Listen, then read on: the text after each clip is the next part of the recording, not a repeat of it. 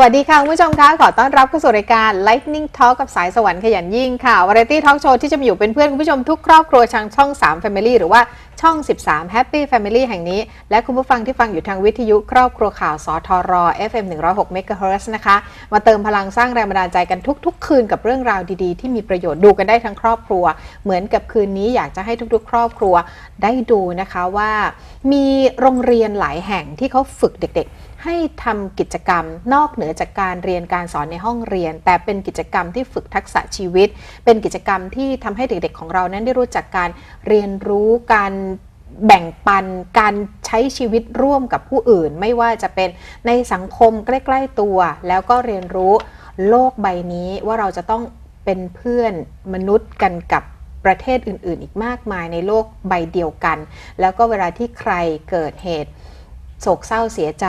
ใครเกิดเหตุภัยพิบัติเด็กเหล่านี้ก็มีจิตสำนึกสาธารณะที่จะช่วยเพื่อนมนุษย์นะคะเหมือนกับที่โรงเรียนแห่งนี้เขาจัดกิจกรรมขึ้นมาช่วยเหลือผู้ประสบภัยแผ่นดินไหวที่ประเทศเนปาลค่ะแผ่นดินไหวนั้นเกิดขึ้นซ้ำแล้วซ้ำเล่าที่เนปาลเริ่มตั้งแต่ครั้งแรก25 เมษายนที่ผ่านมาแต่ว่าเด็กๆกลุ่มนี้ก็เริ่มกันมีแรงบันดาลใจแล้วก็กว่าจะทำเป็นกิจกรรมขึ้นมาจนสำเร็จนะคะงานจัดขึ้นเมื่อวันที่5 มิถุนายนที่ผ่านมากับกิจกรรม Play for Nepal ค่ะวันนี้เรามาพูดคุยถึงแรงบันดาลใจของเด็กๆถึงการฝึกให้เด็กๆคิดเป็นทำเป็นแล้วก็ห่วงใยเพื่อนมนุษย์จากทางโรงเรียนว่าเขามีวิธีหรือว่ามีกลยุทธ์อย่างไรนะคะวันนี้ขอต้อนรับอาจารย์ธริตมน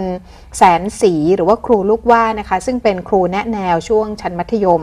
แล้วก็น้องที่อยู่ติดกับดิฉันนะคะน้องนิพิษพลทองพันธ์หรือว่าน้องบิวแล้วก็น้องเกษมสุขเกียรติสุขเกษมหรือว่าน้องเอิร์ธค่ะสวัสดีค่ะครูลูกว่าสวัสดีเด็กๆครับสวัสดีครับ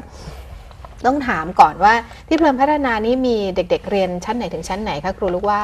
ตั้งแต่อนุบาลจนถึงชั้นม.6 เลยค่ะตอนนี้มีจำนวนเด็กอยู่เท่าไหร่ล่ะคะมีประมาณ 1,200 กว่าคนก็ไม่ได้เป็นโรงเรียนขนาดเล็กแล้วนะคะเด็กเยอะมากทีเดียว1,000 กว่าคนตั้งแต่อนุบาลจนถึงม.6 เลยแล้วเขาเรียกเป็นช่วงชั้นยังไงคะคือจะมีตั้งแต่ช่วงชั้นอนุบาลแล้วก็เป็นช่วงชั้นประถมก็จะแบ่งเป็นประถมต้นประถมปลายแล้วก็มามัธยมก็จะรวมตั้งแต่ม.ต้นม.ปลายค่ะทีนี้พอมัธยมปุ๊บจะกลายเป็นชั้น7ใช่ชั้น7เพราะว่าประถมป.1 ถึงป.6 เหมือนโรงเรียนอื่นก็ยังเรียกเหมือนโรงเรียนอื่นแต่พอเป็นมัธยมศึกษาปีที่1จะเรียกเป็นชั้น7แล้วก็8 9 10 11ไปอย่างนี้ค่ะส่วนของเด็กๆทั้ง2คนก็คืออยู่ชั้น11ไม่ได้อยู่ชั้น11บนตึกนะไม่ใช่อันนี้แปลว่าเป็นพี่คนโตเลยของโรงเรียนเกือบโตสุดคือ12ค่ะเกือบจะโตสุดแล้วนะคะแต่ว่าก็เป็นกลุ่มที่เป็นผู้นำเวลาทำกิจกรรมอะไรก็จะเป็นแกนนำผู้ก่อการดีใช่ไหมคะทำสิ่งดีๆกันอาจารย์คะในโรงเรียนเนี่ยนอกจากการเรียนการสอนซึ่งก็มีเทคนิคมีกลยุทธ์การสอนซึ่งเราก็จะเห็นว่าค่อนข้างจะเน้นเด็กเป็นศูนย์กลางแล้วก็ทำงานกันเป็นลักษณะทำงานโครงงาน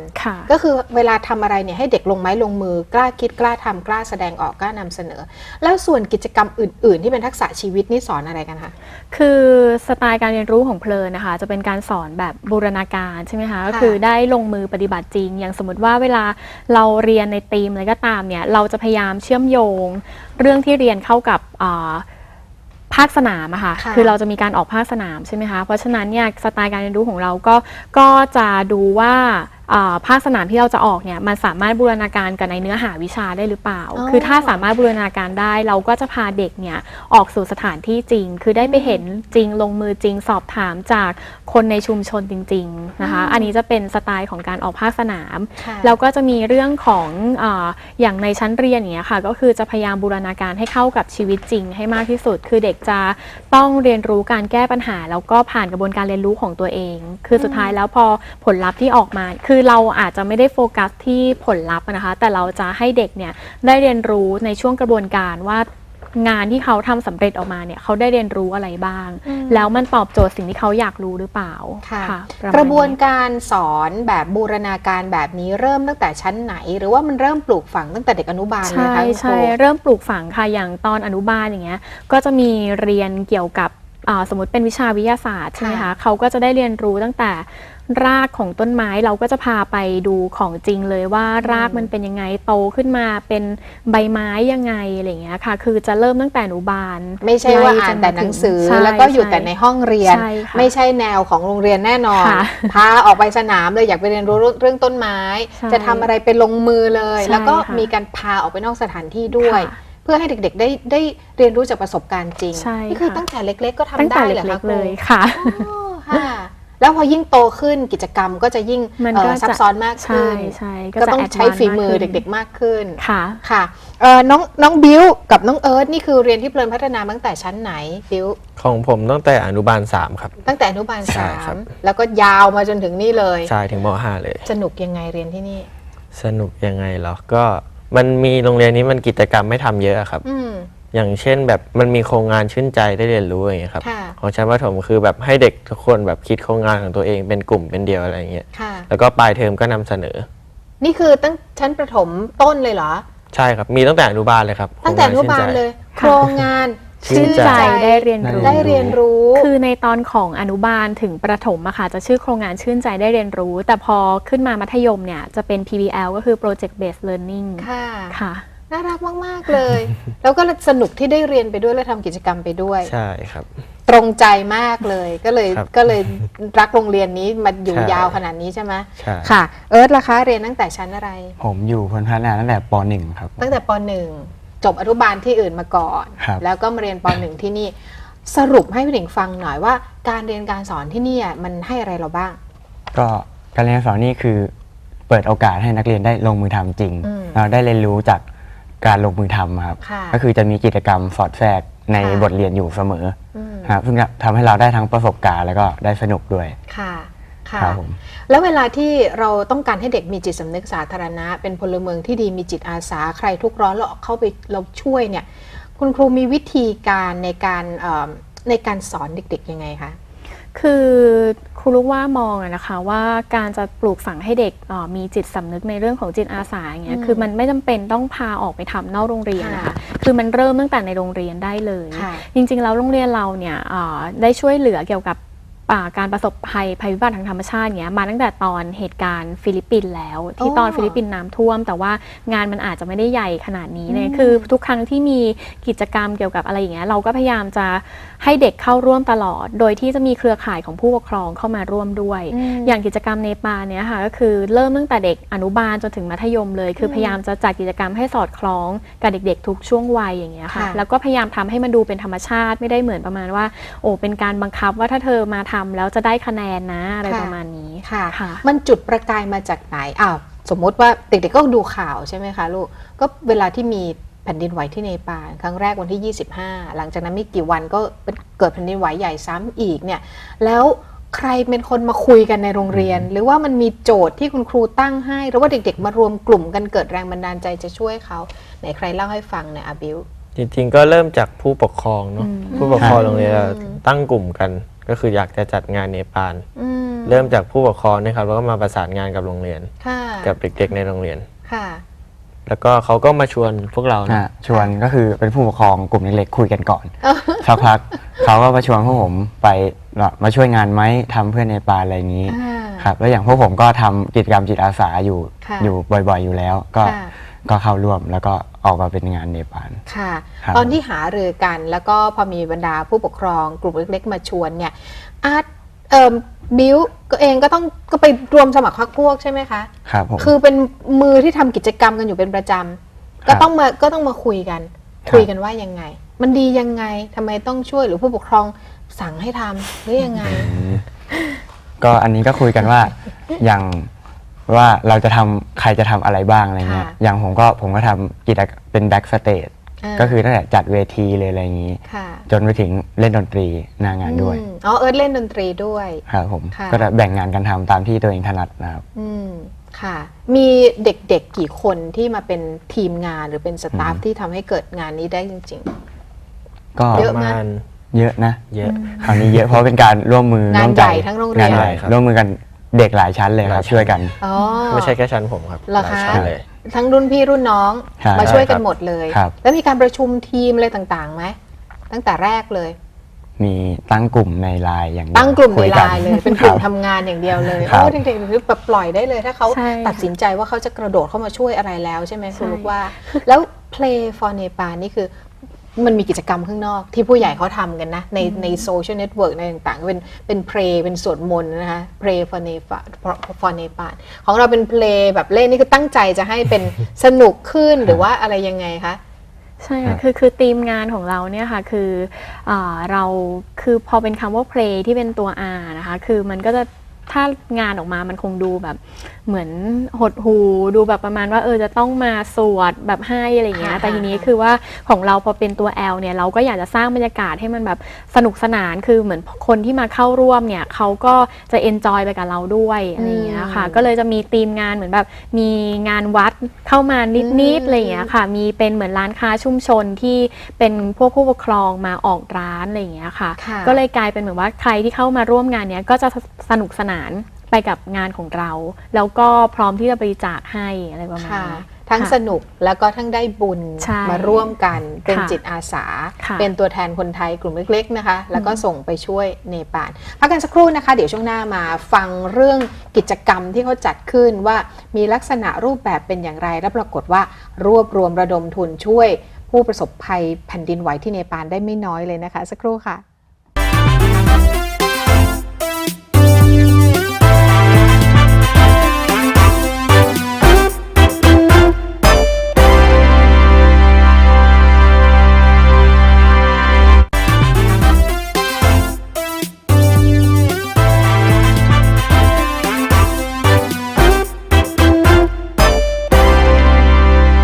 กลับเข้าสู่ช่วงที่ 2 ของเล่นทอล์กกับสายสวรรค์ขยันยิ่งนะคะ ยังพูดคุยกันถึงเรื่องของการที่มีบรรดาผู้ปกครองคุณครู แล้วกำลังสำคัญที่เป็นเด็กๆ ภายในโรงเรียนเพลินพัฒนาเขาจัดกิจกรรมน่ารักที่ชื่อว่า Play for Nepal แต่ว่าวัตถุประสงค์นั้นสำคัญและยิ่งใหญ่มากๆ เป็นการกระตุ้นแล้วก็ปลูกจิตสำนึกให้เด็กๆของเรานั้น มีจิตอาสา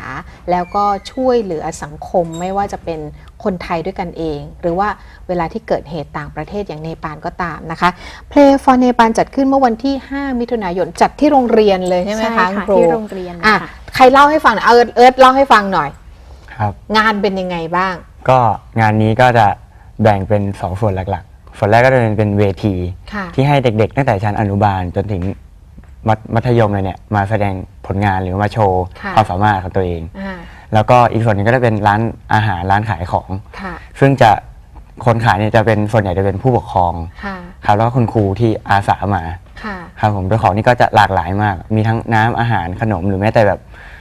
กิจกรรมให้วาดรูปอะไรอย่างนี้ก็มี อืม ครับ ค่ะเราเคยจัดงานใหญ่ขนาดนี้มาก่อนไหมที่ผ่านมา ที่เด็กๆมีส่วนร่วมด้วยเนี่ย เด็กๆมีส่วนร่วมด้วยก็ถ้างานใหญ่จะเป็นงานของโรงเรียนครับที่จะจัดประจำทุกปีอยู่ อ๋อ แล้ว ค่ะ ค อัน รับ นั้น จะเป็ งานประจำปี ใช่เป็นงานประจำของโรงเรียน อันนี้งาน ครับ จิต ผม อาสาระดับชาติเลยนะเนี่ย นี่ถือว่าระดับชาติใช่ไหมบิว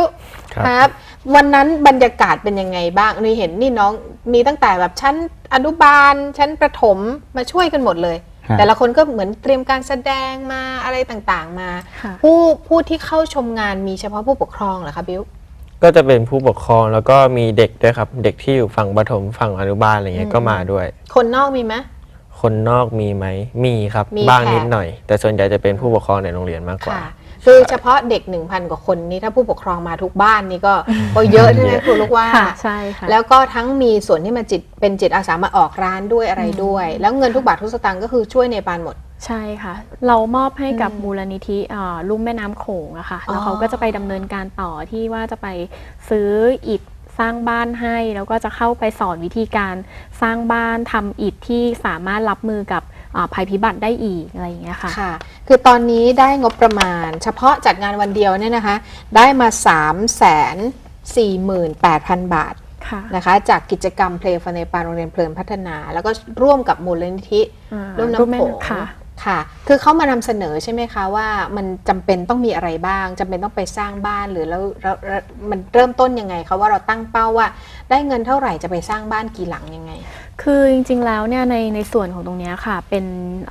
ป็นการคุยกับของกลุ่มผู้ปกครองอะนะคะ ค่ะ เพราะฉะนั้นเนี่ยก็คือเหมือนว่าพอผู้ปกครองเขาได้พูดคุยเขาก็เลยเกิด ไอเดียที่จะทำกิจกรรมนี้ขึ้นมาใช่ไหมคะทีนี้พอผู้ปกครองรวมกลุ่มกันอย่างเงี้ยก็เลยมาประชาสัมพันธ์ให้โรงเรียนเพื่อใช้โรงเรียนเนี่ยเป็นฐานหรือว่าเป็นขอยืมเป็นสถานที่ในการจัดกิจกรรมอะไรประมาณนี้ค่ะค่ะแล้วก็คือบ้านทั้งหมดเนี่ยจะต้องไปสร้างที่เนปาลเลยใช่ค่ะแล้วเราจะได้ไปมีส่วนร่วมไปถึงปลายทางไหมคะหรือว่าเราส่งมอบต่อให้กับมูลนิธิใช่ค่ะค่ะเด็กๆทราบไหมเอาเอิร์ธทราบไหมว่ารายละเอียดที่เขาจะเอาเงินที่เราจัดกันในวันนั้นไปเนี่ยไปทำอะไรบ้างทราบไหมก็จะเอาไปซื้อเป็นวัสดุก่อสร้างครับแล้วก็มาส่งตัวแทนไปสอนชาวเนปาลว่าสร้างบ้านยังไงอะไรประมาณนี้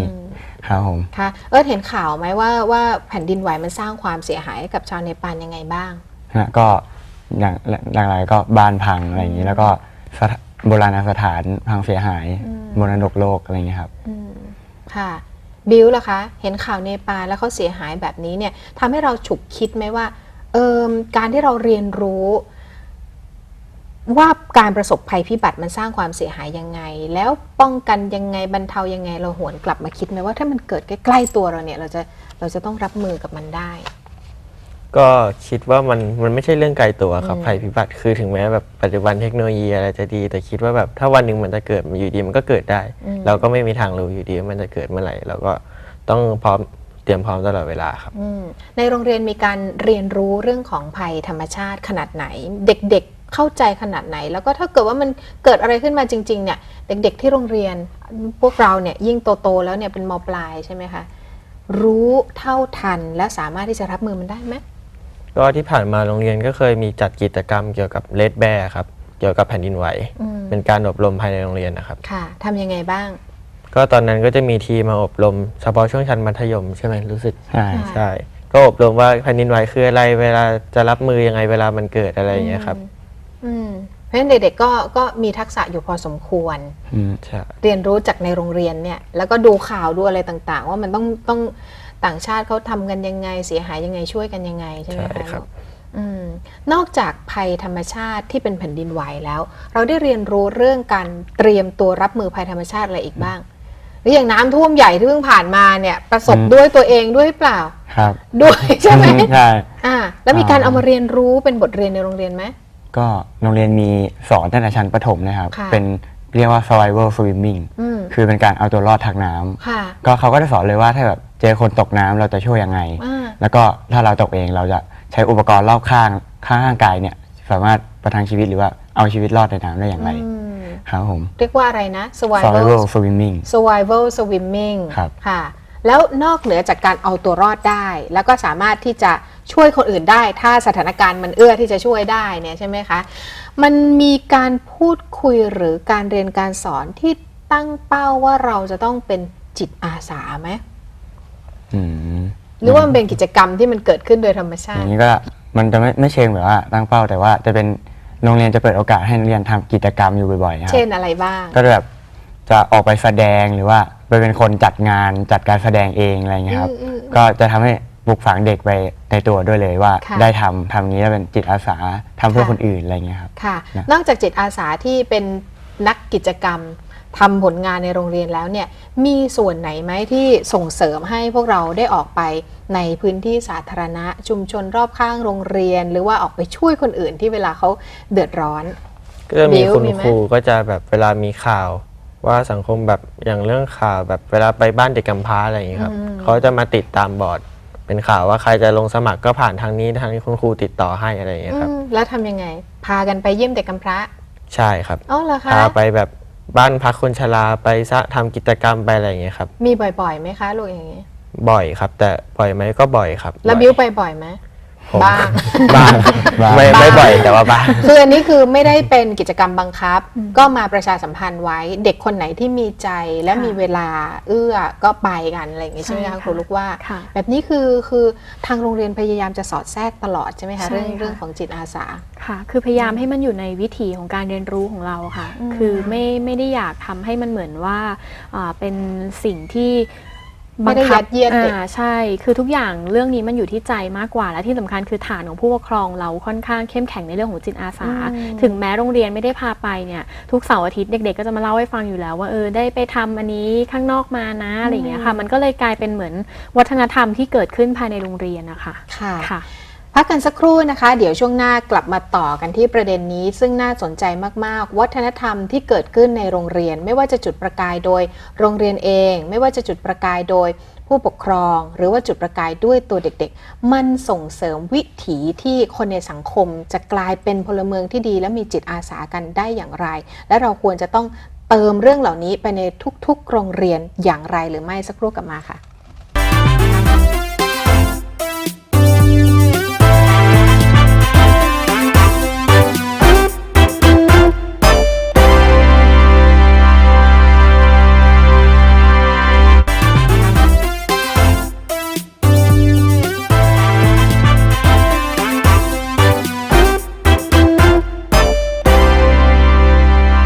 กลับเข้ามาช่วงสุดท้ายของ Lightning Talk กับสายสวรรค์ขยันยิ่งนะคะอยากจะให้ทั้ง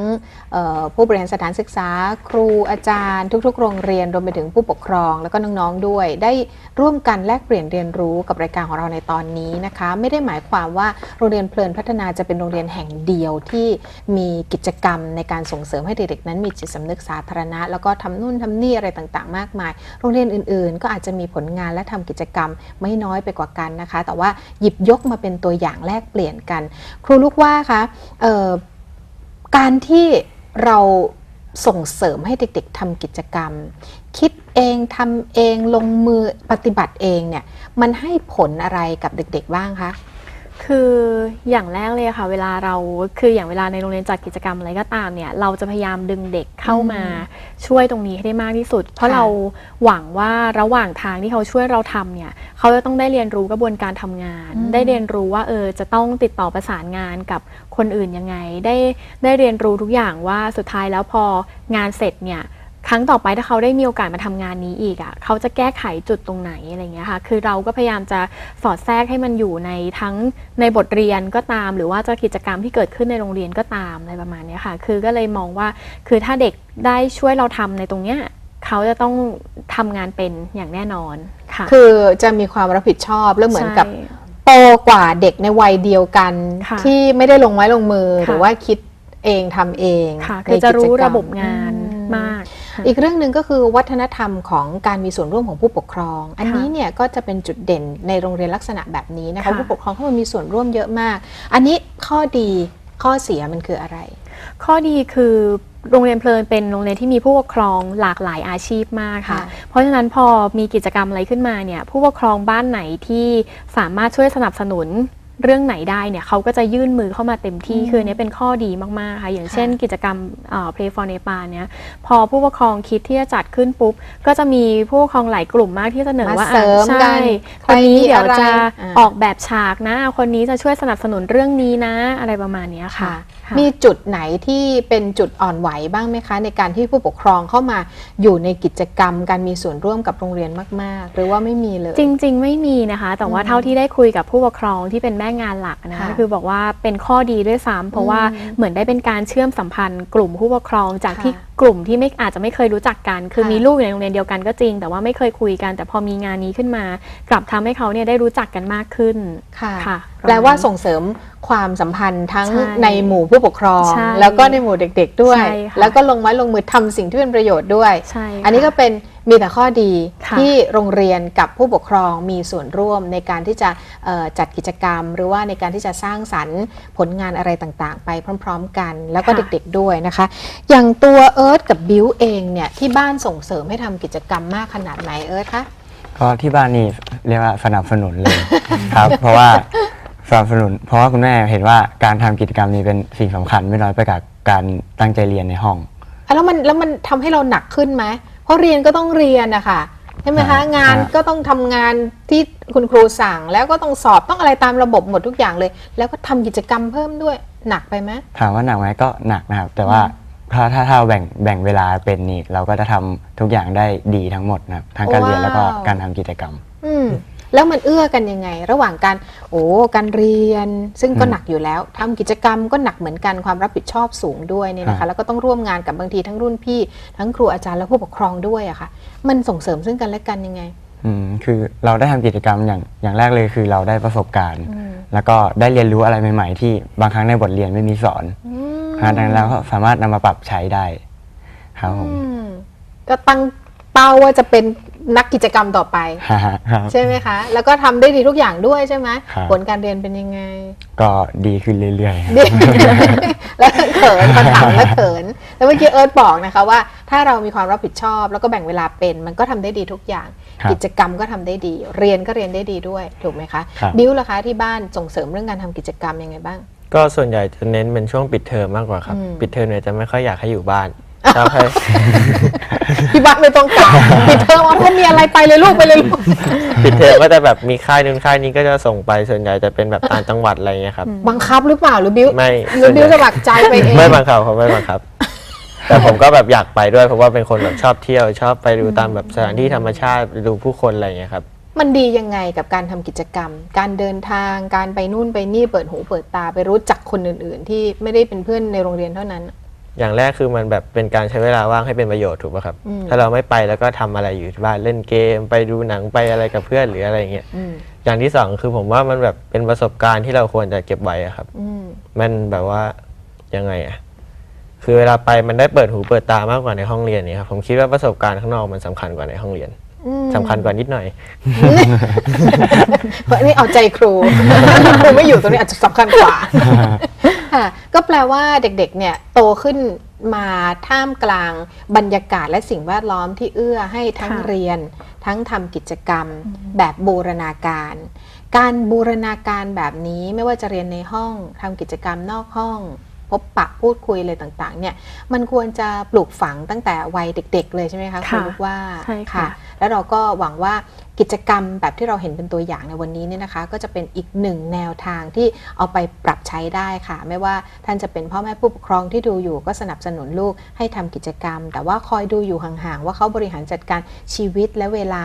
ที่ทำให้ทั้งสองอย่างสมดุลกันหรือเปล่านะคะอาจจะมีการตักเตือนกันบ้างถ้ามันหนักไปข้างใดข้างหนึ่งแล้วก็ถ้าเขาสมดุลก็ควรจะส่งเสริมขณะที่โรงเรียนก็ต้องเพิ่มเรื่องของการทำกิจกรรมนอกห้องเรียนให้มากกว่าในห้องเรียนนะคะไม่งั้นเด็กๆก็มีแต่ความเครียดแล้วก็ภาวะการแข่งขันสมัยนี้มันสูงเหลือเกินวันนี้เป็นกำลังใจให้นะคะที่ทำสิ่งดีๆแล้วก็ได้มาบอกเคล็ดลับมุมมองในเรื่องการจัดกิจกรรมในโรงเรียนค่ะขอบคุณมากๆนะคะคุณลูกว่าขอบคุณนะคะเด็กๆ2 คนค่ะและนี่ก็คืออีกหนึ่งตอนที่สามารถนำไปประยุกต์ใช้ได้นะคะวันนี้พวกเราทุกคนลาไปก่อนราตรีสวัสดิ์ค่ะ